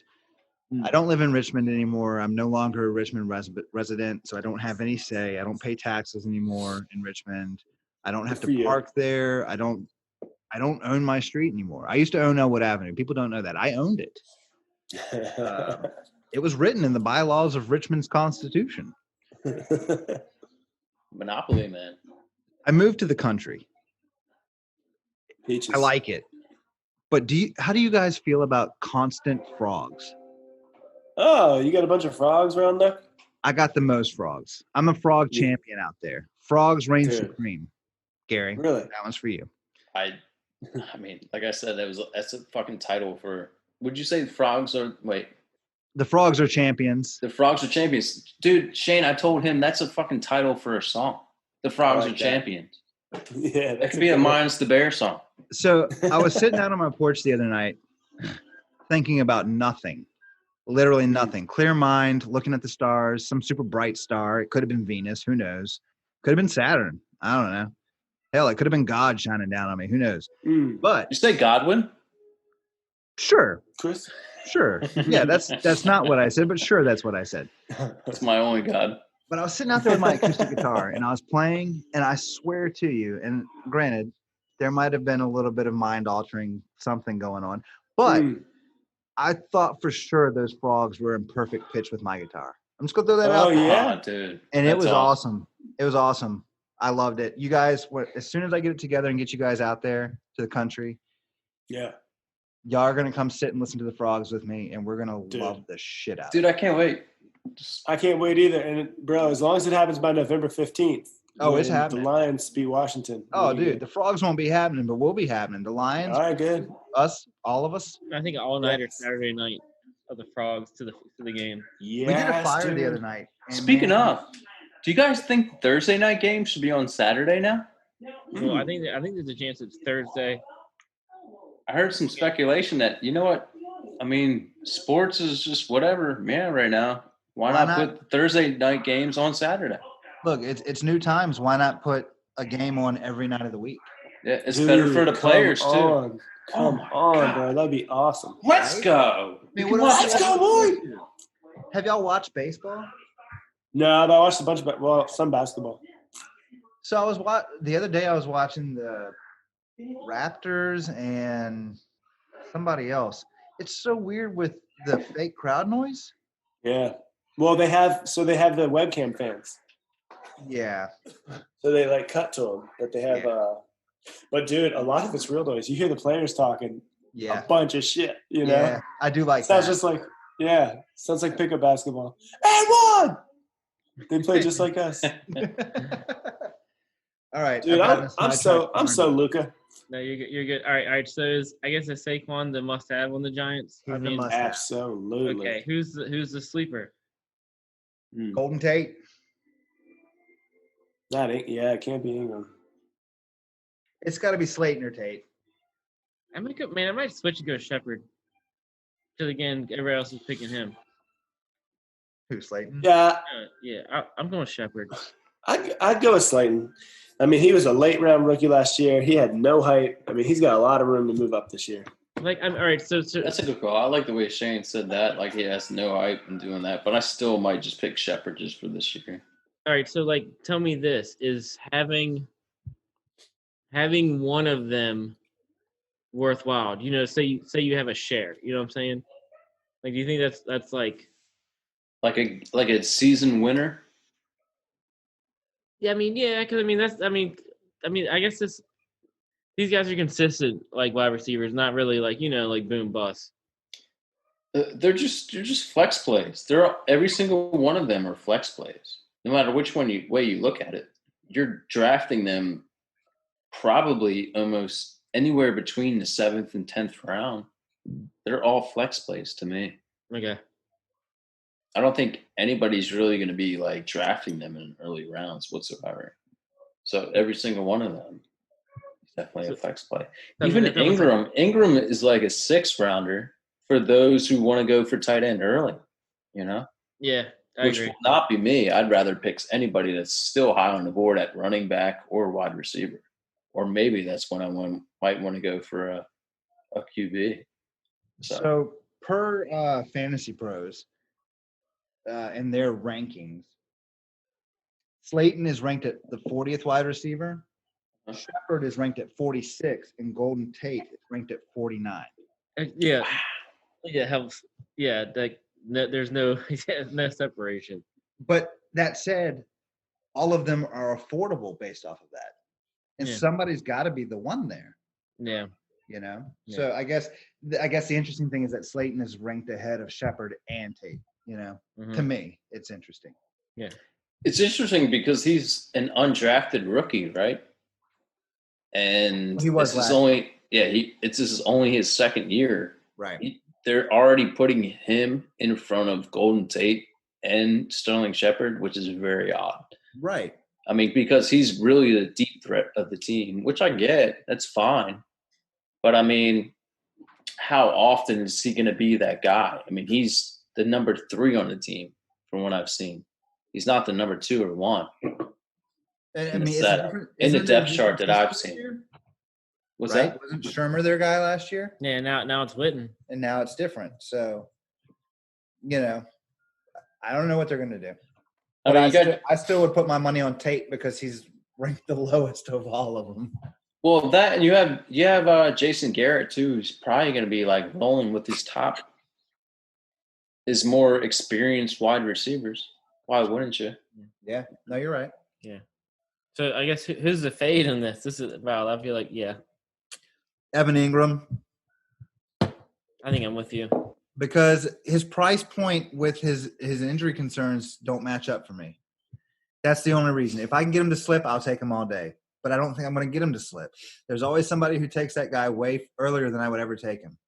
Where do you guys think he ought to be going? Did you guys just talk about this? Top 10 tight end, right?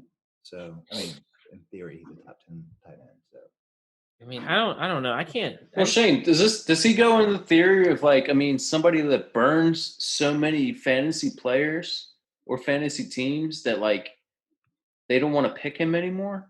You feel like they burn him so much when they drafted him early where they don't want to do it anymore? Yeah, I think so. Yeah, because he's been injured every year so far. So right now, I mean, he is labeled as injury prone. Maybe he's a fast twitch guy. He's not one of these stocky built tight ends. He's a speedster. Yeah. But I mean, in my opinion, for the fourth best tight end, if I can get him, I don't know. Where's Mark Andrews going? Mark Andrews probably going in the third, right? Probably fourth. Third round? Fourth. Yeah. Oh, depends on format.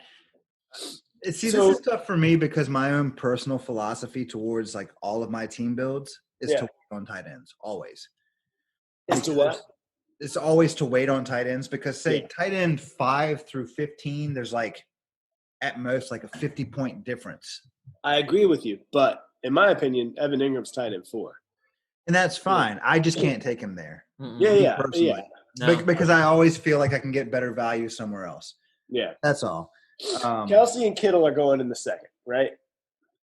Sometimes second, third, maybe. Mostly, yeah. It depends on the format. I mean, if it's a super I'd say mid to late second to mid to early third is late first. If somebody wants to take a leap on a fucking tight end, first round, and that's the two guys you want to take a leap on. So Kittle went. Yeah, I mean, 12 team startups. If you have the number one pick, they're not going to come back to you in the end of the second. Because that's the area you're already solidified in. You're solid. When you pick the top 2 tight ends, you're solid in that area. Yeah. I mean, that's when you see that, do you pick him over Melvin Gordon? Do you pick him over, Le'Veon Bell, something like that?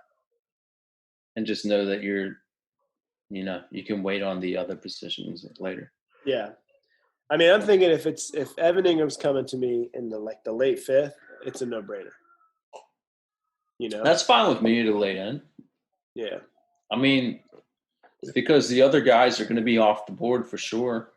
But I mean, even in the 5th, dude, just for my personal experience, maybe Morg, I don't like to draft that early on tight end. I want to make sure I'm stocked in the legitimate positions for sure. Yeah. Yeah. And it's just because the gap between, let's just say between 8 and 15, the gap there points-wise isn't enough to warrant taking those guys early, and that's just how I do things. So I'm never even thinking about tight ends, even if I had the opportunity to take a Travis Kelce or a George Kittle with his massive contract. I very rarely ever do it because I just don't like building teams that way. That's not how I see it. But I can't fault anybody for taking those guys that high because they're worth it. But I just think you can navigate easier down the line on tight end because there's just not that much of a gap between how it finishes out. You know what I mean? One of the years I won our 16-team league is the year I took Jimmy Graham in the first, the year that he peaked. Yep. Well, the thing is, for me, if you have 2 stable running backs and you go tight end afterwards, especially the top 2, maybe 3, that's solid because wide receiver is a fucking exponential growth between anybody because there's so many wide receivers. Correct. If you have a lot of really good tight end or running backs in the beginning, bam, you got tight end. You just solidified something that's better than anybody else in the league for sure. And I don't even know how many teams run three wide receiver sets on the regular, but there's just that many more wide receivers to choose from. Yeah. Oh, yeah. This year especially, it feels like. So Evan Ingram's ADP is 74. So he's going at the end of the 6th, beginning of the 7th. Still pretty the same. Yeah, that's what I'm saying. Mm-hmm. It just drops Jared Cook down. Yeah. All right, guys. Let's put a wrap on the Giants. Let's go to Gary's squad, guys. Let's talk about them Eagles. Mm.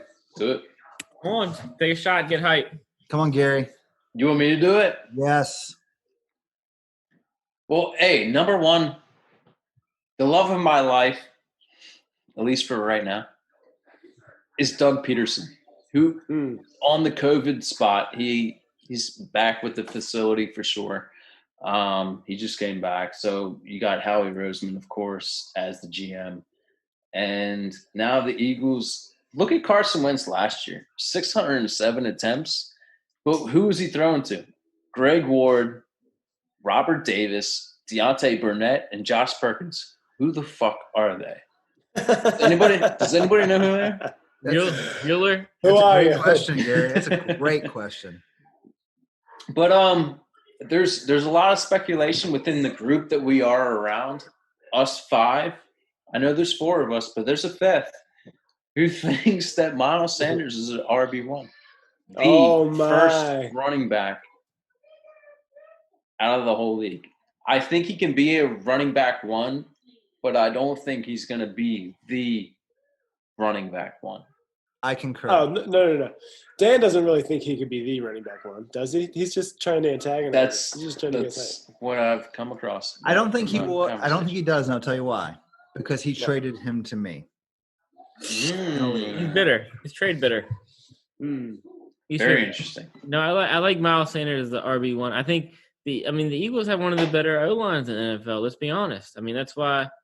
Because I think somebody has asked me like rookie running back rankings, and I'm taking Taylor over Swift just because of the O-line rankings. Yep.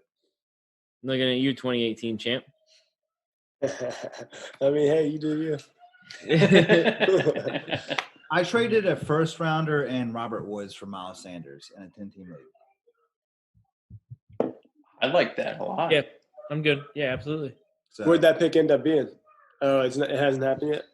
Oh, no, he took hold on. Y'all keep going. I'll get back to you. I think it was like Keyshawn Vaughn. All right.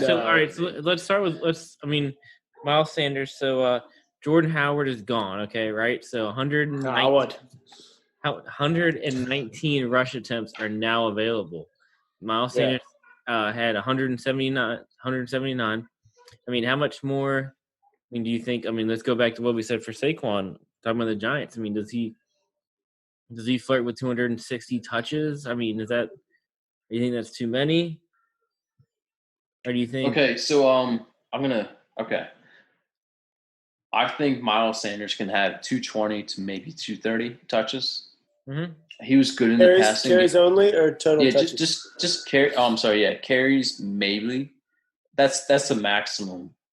Of course, he's going to probably get maybe about 70 targets, which is great. But that's not Christian McCaffrey great. You got to think last year, Christian McCaffrey was on 90% of the field for running backs last year. He's not going to be anywhere near that. And Boston Scott, which was actually fairly well, like a new age Darren Sproles, is big, dude. Boston Scott is going to be a big commodity in that group for sure. Yeah. They also have Corey Clement and maybe even the bigger, wider guy, Mike Warren. If they find out that he's good for short yardage, they're going to use him, dude. The problem with Miles Sanders early in the year was because, we talked about this before, but he moves laterally before he moves forward, which is not a good thing. So I think somebody like Michael Warren or somebody like Corey Clement, who's used to that way with Doug Peterson, they're going to make sure that they, run through the tackles. So That's my thought. I mean, plus you got to think that Doug Peterson tried to look at LaShawn McCoy and Devontae Freeman too. That's why I think Miles Sanders is not the guy they want to push to do all of it. If he was a Saquon Barkley, yeah, dude, I put him at RB5 at the most for sure. Yeah. But I mean, they're not that comfortable with that right now. So I mean, Yeah. Miles Sanders, I love him. He's great, but he's not going to be. I think he's going to be an RB1, but he's not going to be the RB1. I have him as a top 12 running back. Yeah, yeah, absolutely. And so to expand upon that trade ended up being my first rounder and Robert Woods for Miles Sanders. That first rounder ended up being Keyshawn Vaughn. Who he took Keyshawn Vaughn in a 10-team league in the first round. He did. It was pick 1-8. Dude, we got to talk to Dan. That's not that bad if you think That is that bad. Hey, Shane, don't talk to Dan or nobody else will trade with me anymore. Don't wait, what? Dude. I'm lucky that people still want to trade with me. Well, if you look at about it now, besides 2 months ago, right, it's a different story. It doesn't even really matter. I mean, I feel like he got a great player in Robert Woods. Robert Woods is going to be the wide receiver 1 on that team this year. For sure. He's got a lot of hype. Yeah, he's going to be good. And, well, maybe not the wide receiver 1. Maybe Cooper Kupp's the wide receiver 1, honestly. But it's still not that bad of a trade on his part. Okay, I got a good one for you, Mord. Yeah. Redraft league. This is going to be tough for you. Okay. Miles Sanders or Kenyon Drake? You fucker. I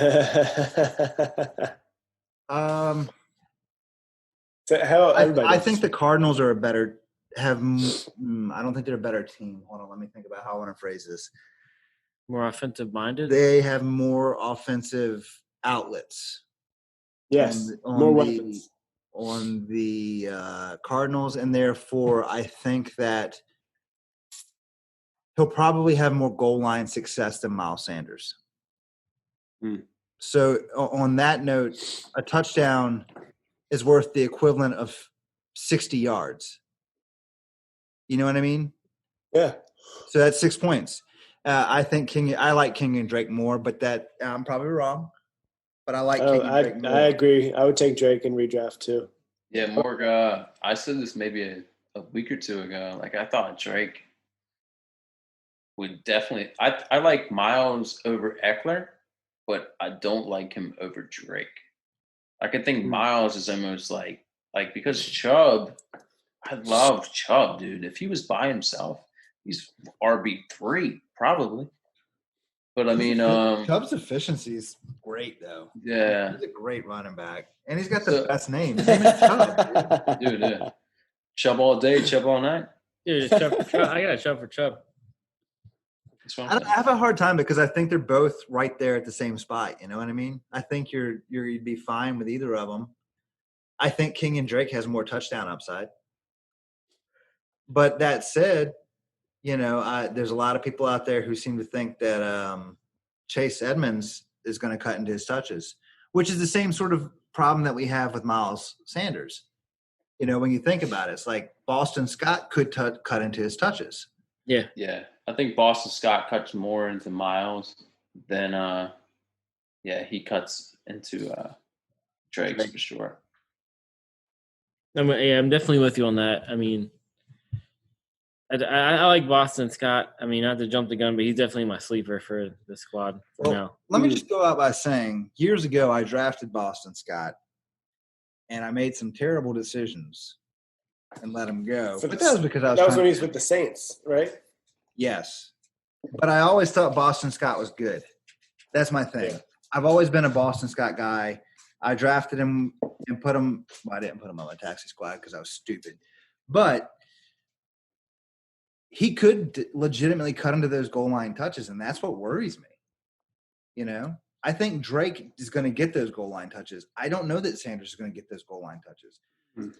But then again, they might run him on a little wheel route or run him on a little screen pass or whatever. There's a lot of things that they ran Sanders in to get him out in space last year that set me at ease. You know what I mean? Because he was a very efficient receiving back as well last year, I felt like. I might be wrong on that, but that's just No, well, yeah, the way the Eagles played him, they didn't play him much in the early part of the season, but in the latter part of the season, they trusted him a lot because Miles had some small like injuries throughout the season too. right. So they were able to play him even into the playoffs too, which I mean, Boston Scott, I mean, they're starting to look at him like kind of like, I mean, who was it? Darren Sproles. So, which is, I mean, that's okay with me. I mean, and he's capable of even playing in, like, he's going to rush inside the tackles too, which is interesting because his small stature, he's going to do it, dude. He's going to make sure he picks up the yardage that he can. I mean, he's fucking Omegatron in a fucking small body. Boston Scott's like 5'8", right? Yeah, he's really He's a little guy. Mm-hmm. But those little guys are hard to pick up behind the line when you can't see them. Oh, hell yeah. You know? I mean, I've seen it for a bunch of different times where those little shorter backs just squeak right through because you can't actually see them. Yeah. You know? Damn, we're still in Darius Slayton. How does this keep happening? Well, I think the big thing that's like kind of a question mark for the team is the wide receiver group for sure, right? You got Alshon Jeffrey who's on the PUP list. You got Deshaun Jackson coming from abdomen surgery, and he's likely to start the season. He had a great week 1 game last year. Now you got Jalen Reagor, JJ Arcega-Whiteside, Greg Ward. I've seen news that Greg Ward is competing to start. Come on. So, I mean, you could probably see Deshaun, Greg Ward, and maybe Reagor or Arcega-Whiteside, one of the 4. And you already saw how Marquise Goodwin opted out. And, of course, you got John Hightower and Quez Watkins were late round draft picks for them, too. Yeah, I totally skipped over the whole ads and losses. So Gary kind of covered all the ads. I mean, so with Aguilar gone, that frees up 69. You're welcome targets. Well, they don't have to worry about Aguilar. They don't have to worry about Aguilar catching anything, right? So yeah. So I mean, come on, guys. Let's look at these the 2 starting tight. I mean, you consider them starting tight ends, right? Yeah. I mean, Ertz with 135 targets and Godare with don't go there with 87 targets. So which is pretty damn good for the second tight end on the team. Dude, I think it's going to flip-flop possibly this year. I think Godare is going to be the new guy. Yeah, I think Ertz is on the way down for sure. Really? I mean, Ertz. I think that's kind of bold. I mean, I don't see Godare going. I don't see him going over that 100. Don't go there, but don't go there. I don't. Yeah. I mean, saying that it's gonna flip this year, I agree is pretty bold. But I mean, hey, that's what we're here for. But Ertz going down from being the tight end 4, I don't think that's that crazy. No. I mean, he's been there because he's been consistent. Well, I saw there was talks about maybe Ertz getting an extended contract because next year Philadelphia is going to be in the hole for cap room next year. So, I mean, they got to figure out something with him or they're going to have to let him go because Goddard pretty much could be the guy next year for sure, which is interesting. And you got Alshon who needs to be cut because next year, cap room, the highest ones are the Saints and the Eagles. So they got to either cut a lot of guys or you're going to see Alshon gone. You're going to see probably Deshaun Jackson gone. And you're going to see a lot of these young guys either produce for sure. I mean, Alshon and Dijon getting cut. I mean, getting cut isn't going to. It's not going to break them. Yeah. But it's $60 million they got to put. Well, yeah. So, I mean, that's a lot. Like losing them as talent won't kill them, I guess, is my thing. Right. Yeah, but I'm saying that's money-wise. Yeah, money-wise. Over, under. Alshon Jeffrey plays 12 games this year. Under. Easy. Yeah, Alshon probably plays maybe half the season. We haven't even gotten to the rookies. Gary, how do you feel about your rookies? Jalen Reagor. It's kind of like how you saw last year, dude. You seen who did we see? Like I said earlier, like Greg Ward, Robert Davis, Deontay Burnett. So I mean, you might see John Hightower and Quez Watkins, maybe, but you're going to see more of Jalen Reagor because they picked him like in the first round. Yeah. So I mean, but to have Greg Ward, who's already used to the offense, I think if they need to, they're going to start him. So I think it's going to be Deshaun Jackson if he stays healthy for the first week. Jalen Reagor, J.J. Arcega-Whiteside's got to somehow do the whole Alshon Jeffrey, kind of vibe there. He's a big guy. Yep. And then Marquise Goodwin opted out. So let's go Reagor. Yeah, no, I think Reagor is going to actually be pretty good. I mean, he's good. He's kind of like a Deshaun Jackson clone. If you can only do well in the pass, what was I going to say? Produce in the NFL like he did in college? Yeah, it's so hard, dude. And a wide receiver starting fucking NFL. Good luck. I mean, Reagor had a garbage quarterback in college. So I mean, yeah. I mean, who else? I mean, who else are you optimistic about as a wide receiver on the team? Miles Sanders. Yeah. Catching a bunch of passes. And Boston Scott. I think that's, Deshaun Jackson, dude. You get Deshaun Jackson late and he stays healthy all year. Dude, did you see his first that's a lot of ifs. That's a lot of ifs. Yeah, but I mean, it's good for Wentz and Deshaun if he's healthy. It was week 1 last year. Yeah. Dude, week 1, 8 receptions, 154 yards, 2 touchdowns. Week 1 was so nuts last year. Exactly. So that's what I'm doing in my DraftKings and FanDuel. Yeah. Will Fuller and Deshaun Jackson. Will Fuller and Deshaun Jackson. Let's go. We'll call them the Bombardiers. The Bombardiers. All right, guys. All right, so who's your must-have on the Eagles? I'm really liking Carson Wentz this year. Okay. You know what? I would probably take Carson Wentz over Dak too. Even though he doesn't have any receivers. I think my must-have, shit. Miles for you, right? I don't know. I might go there. I don't know why. You mean one guy you would go early with? One guy I go early with? Man, I might go Miles and swing for the fences.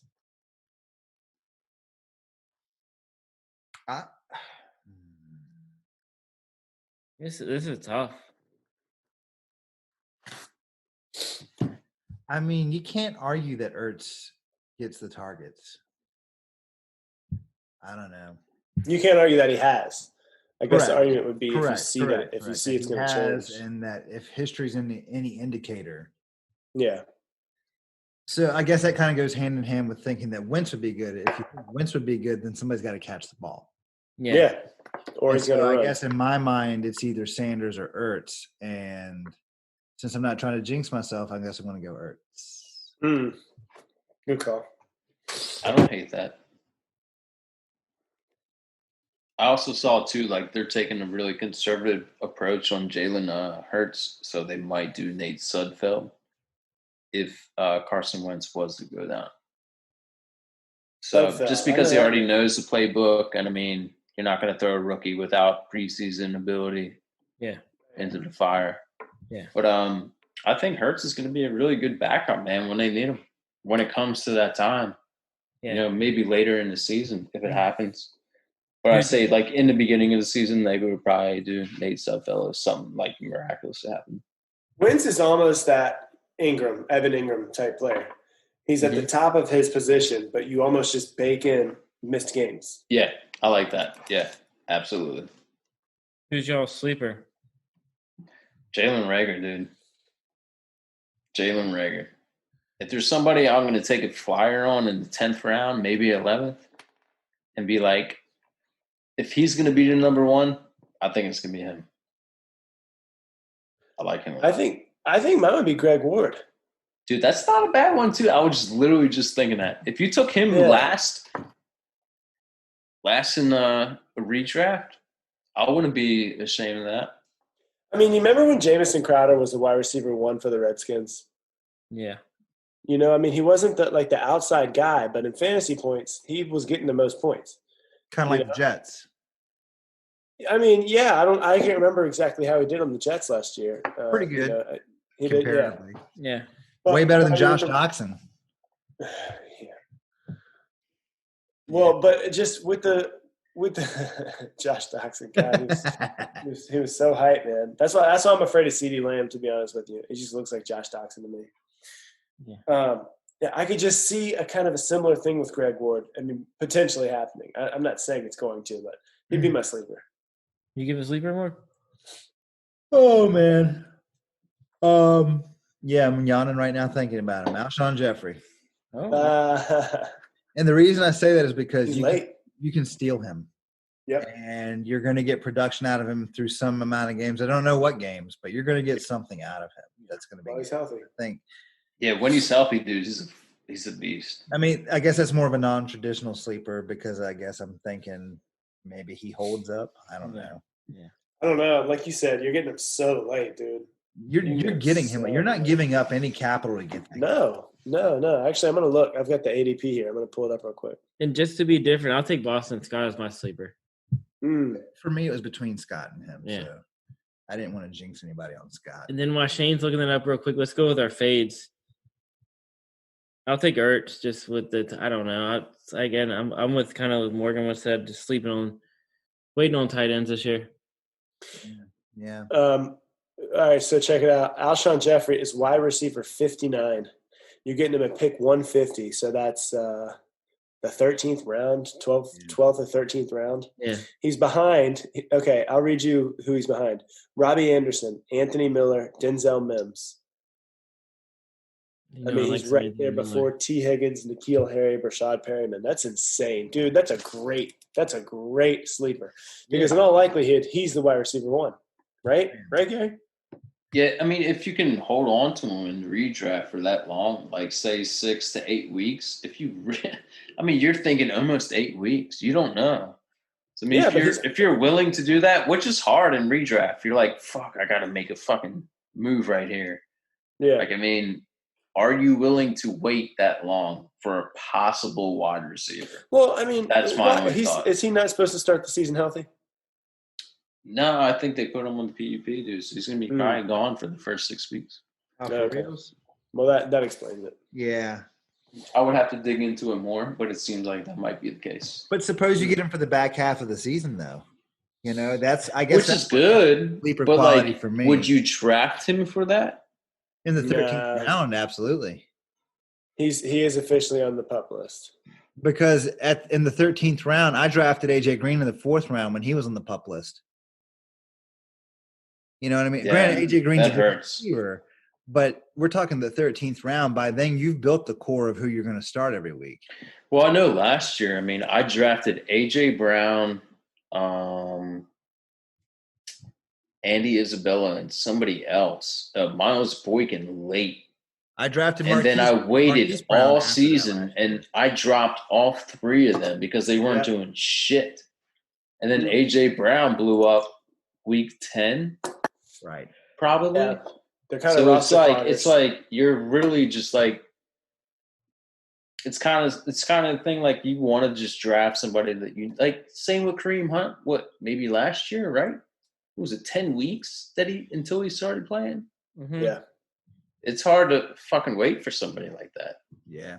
Especially when it depends on the bench size too. If you have 5 to 6 players, so that you got bye weeks for certain areas too. So no, you're right. You would be limiting yourself by taking him right to a floor play. If you did it like maybe weeks prior to when he's going to be available, that's fine. But draft worthy might be a little hard. Right. No, you're right. All right. Well, is that it, guys? I think that's it. Is that the division? I think so. I think we covered it pretty well. Is that we beasted the East. Oh boy. East of the East. Now, where are we going next? Are we going to Jorth in the north. Yeah, you can pick. Yeah, if you We're want. gonna go to north. Go We're gonna forth. north. Go forth with the north. Yeah. Go forth to the north. That's how we do with the AFC. Yeah. East and then north. So next week will be NFC North on the podcast, guys. Make sure you subscribe on iTunes, Podbean, Spotify. Check out our Instagram and Twitters, the Fluke_FF. I am at jhicks804 on Twitter, at Morgmart on Twitter and Instagram. Not on Instagram. Well, Oh, you deleted Instagram? so all right. So You took a break? this is sort of like a side thing. I don't mean to get off track. I shut down all of my social media except for Twitter. Every last bit of it. Wait, what was the thing that Shane did? Yeah. What does that mean? I shut it all down because it's inflammatory and it's meant to make you feel shit you don't normally feel. Yep. And I find that just living my day-to-day life and interacting with human beings is far better and more positive. Bro, good for you. Absolutely. That's just it. And I've muted so many people on Twitter now. Life is good. Shane? I have not muted Shane because Shane doesn't put out anything ever. But when he does, I laugh. It's like a beam of sunshine in my life. Oh, hell yeah. Hear that, Gary? We need. I'm not gonna lie. It's not very Nemesis-like. Not gonna lie. We need more Shane. I'm gonna try to get my ass tweeting. God damn, y'all got me happy. All right, so Shane's at a fancy hack. Gars is at Gars_Poetica. Mm-hmm. Again, we're on Twitter and Instagram that Morgan's not on anymore.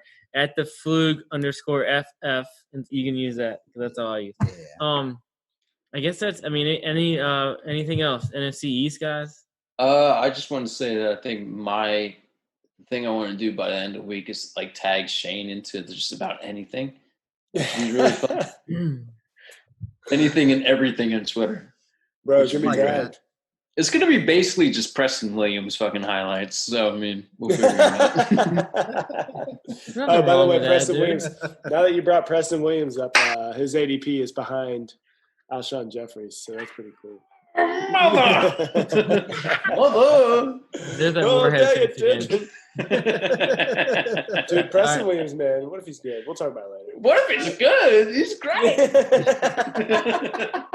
Another octave. All right, guys. I think we're done. Gary just downshifted on Preston Williams.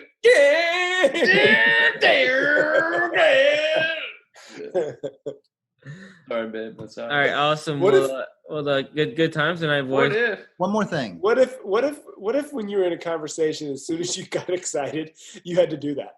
If somebody said something and you were like, "Wait a second," you actually had to like downshift. You know what I mean? And like you said something that set somebody off. You saw him downshifting, and you're like, "Oh shit, here it comes, dude." Oh, I don't like Miles Sanders. Like, I don't care. I like that. Like something. I got one last thing. All right. It's just a reminder to whoever's listening or watching or whatever. Treat everyone well and be the best you can be. Nice. Absolutely. You're the best.